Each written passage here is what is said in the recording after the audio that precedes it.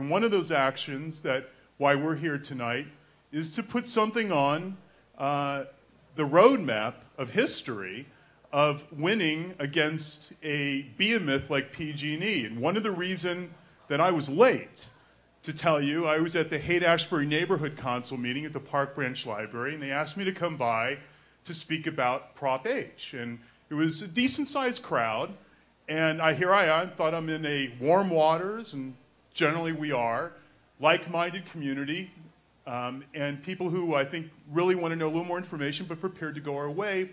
And then here I am standing up in front of them, the guy from PG&E raises his hands and he says, hey, I'm here too. And we ended up having a debate. And it was a great debate, actually. It wasn't one of their political flaks. This was one of the workers, high up in the corporate sector of PG&E, but he was heartfelt and he was sincere.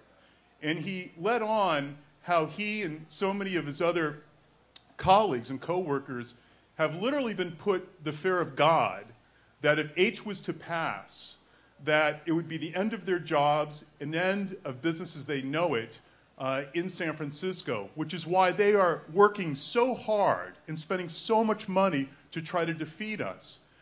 And for a second, there's something empathetic about what they had to say, but when then he told the story as to why PG&E thinks it is their responsibility to defeat us, it made it that much more clear why we're on the side of good and why we should win.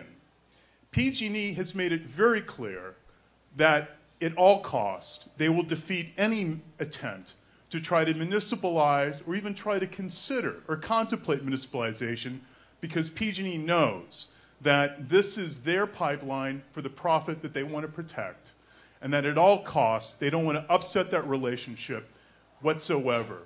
And this gentleman tried to explain that they are a very green-sensitive company, and he believed it. And he tried to explain that PG&E is on the road to providing the kind of renewable energy that would make them the most green type of corporation here in California and be a leader in the United States. And I looked at him because I believed he was sincere. And I said to him, how can you possibly justify that? And he said to me on the side, because that's what we do. And I said, but it's not true. And this is where that division is and why this is such a profound and fundamental debate. And PG&E will do everything they can to stop the fact that San Francisco should have a seat at the table to chart its own energy future. And the bottom line is that we will not be given that green light, nor amber light, unless we do so by charter amendment. And I asked this gentleman that, like, why are you against a feasibility study? He says, we're not against a feasibility study. We just don't think it should be a charter amendment. Then you are scared of a feasibility study, because that's what Prop H is. And he says, well, we think it's a waste of money.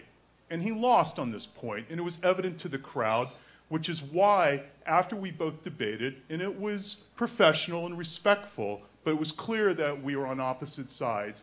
And this is why the people voted overwhelmingly in support of Prop H at this group. And yet it was an important, I think, sort of narrative because PG&E and their workforce believe so strongly that they must retain control of yesteryear in the way that San Francisco should continue to exist without thinking of what its future should be as if we should be subordinate to their own interest. And that's just completely dumbfounding to me that we, a progressive, well-known progressive by reputation nationally and abroad, that we would sit back and let these decisions be made for us without having any influence as to what the next 25 or 50 years should hold for us. This is why I want to thank everybody here, including our distinguished President of the Board of Supervisors, Aaron Peskin, who's going to come up and say a few words momentarily. And my colleagues and other elected officials and the people of San Francisco who amass to events like this because they understand that this isn't about really us trying to take over PG&E. By the way, I tried that in 2001. I directed that campaign. And I'm still really smart and from the fact that we lost by approximately 520 votes in a citywide race. And they were floating in the bay where the Coast Guard fished them out of the Farallon Islands, and the New York Times, this is a year after the 2000 presidential election, referred to us as Little Florida. Do you know how painful that is? And so this is what's been brewing for 7 years.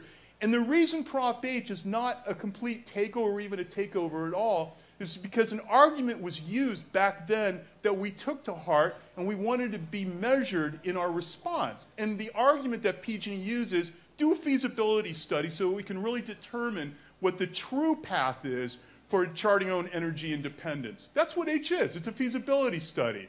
It's our gateway to finding answers that are blessed by the city's constitution, so it's meaningful and it has teeth and it's binding and it's obligatory. And that's why they're going to spend as much money now as they did in 2001 to try to defeat us. And no matter what, and no matter the 1,000 TV commercials that you're seeing per week or the mailers you're getting per day, we're doing exactly the right thing. We're doing exactly what 900 cities have done in the United States. We're doing what Sacramento did 55 years ago. We're doing what Stockton Port Authority did 2 years ago by kicking out PG&E. We're doing what Palo Alto has done. We're doing what Los Angeles has done. We're doing what cities throughout California have done to say that we want to deliver the best energy from a renewable source at cheaper rates. And why can't San Francisco, who has this reputation that rests on the laurels of being considered one of the most forward-thinking cities in this nation, who is often a bellwether for great decisions on civil liberties and human rights and fearless urban government type decisions, cannot be allowed to step up to the plate to chart its own energy future? Because my predecessors, our predecessors 55 years ago said PG&E gets to have its franchise in perpetuity. That means until planet Earth dies, PG&E rules. Nobody in this day of age, anywhere in the world, would ever give a contract that says you get to rule the land in perpetuity indefinitely. Nobody's that stupid. And the bottom line is, if we ever want to contemplate or even move on any consideration of that relationship, it takes a charter amendment. It's as simple as that. So when people say to you, that don't give the Board of Supervisors a blank check for revenue bonding authority, well, let me tell you something. We already have that authority. It's a law that's been vested to us by the city's constitution for decades, and we haven't ever abused it. So it's something that is already vested with the Board of Supervisors. And when they sort of use this contemptible language by acting like we're stupid and we can't run a utility system here in San Francisco, our answer is every day you wake up, you turn on the spigot, you get the best water in the United States, and that comes from the Public Utilities Commission, San Francisco driven.